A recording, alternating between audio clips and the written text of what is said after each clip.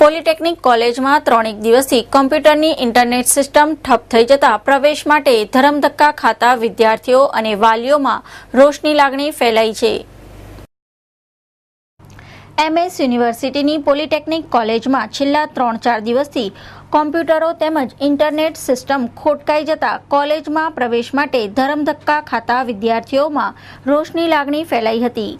રવિવારે પણ પ્રવેશ પ્રક્રિયા ચાલુ રાખવાની લાગેલી સૂચનાને પગલે પ્રવેશ ઈચ્છુક વિદ્યાર્થીઓ અને તેમના વાલીઓ વહેલી સવારથી પોલિટેકનિક કોલેજ ખાતે આવ્યા હતા, જ્યારે કોલેજના કર્મચારીઓનો સ્ટાફ ઓફિસ ટાઈમે આવ્યો હતો, જ્યાં તેમને કોમ્પ્યુટરો અને ઇન્ટરનેટ સિસ્ટમ ચાલુ કરવાનો પ્રયાસ કર્યો હતો, પરંતુ ઇન્ટરનેટ સિસ્ટમ ઠપ થયેલ હોય કોલેજના સત્તાધીશો સામે સવારથી લાઇનમાં ઉભેલા વિદ્યાર્થીઓ અને વાલીઓએ રોષે ભરાયા હતા। અહીંયા પોલિટેકનિકમાં અમે એડમિશન લેવા આવ્યા છીએ, તો સવારની આ રીતે લાઈન લાગી રહી છે, 6 વાગ્યાના આવીને ઊભા રહે છે, પણ કોઈ અહીંયા જવાબ કંઈ આપતું નથી।